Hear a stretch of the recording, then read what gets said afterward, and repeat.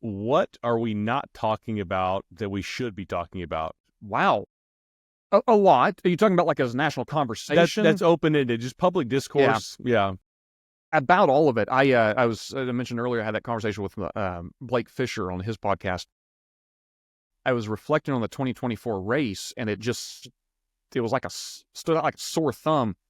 That one vice presidential debate, even though I'm not a fan of either Waltz or J.D. Vance's policies, it was bizarre because it was actually substantive. There was actual substance in it. And I think, much like I was saying earlier, we've kind of lost our muscle memory, or it's almost like we don't even know what it looks like to have a leader of character and integrity and good ideas. We don't talk about almost anything we need to be talking about. It's almost all noise. It's almost all tribal. And maybe this is broader than you intended the question, but I think we need to be simultaneously making politics boring again, but also making it more, but also finally dealing with important things. We're going to be, heck, I tell you what, I'm just going to pick one thing because this is sort of a hobby horse, and I do think it's eventually going to come crashing down. The entitlement programs in this nation are essentially insult. I don't know why we can't act like adults and address that. That is going to have a profound impact on your life and my life and everybody listening to me. I don't know exactly what that means, but it's going to be bad.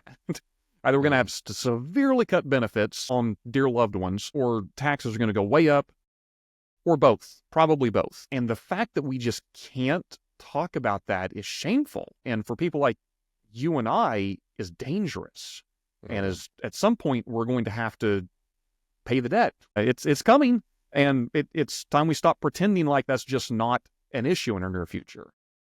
Everybody knows it's coming, but no one wants to be the unpopular politician that makes America eat its spinach. You know, it's like kick the can down the road. Somebody else can handle that. Yep. Yeah. Yep. And shame on us voters for consistently rewarding the politicians that are ignoring the problem and consistently punishing the very few who do try to address it. Yeah, true.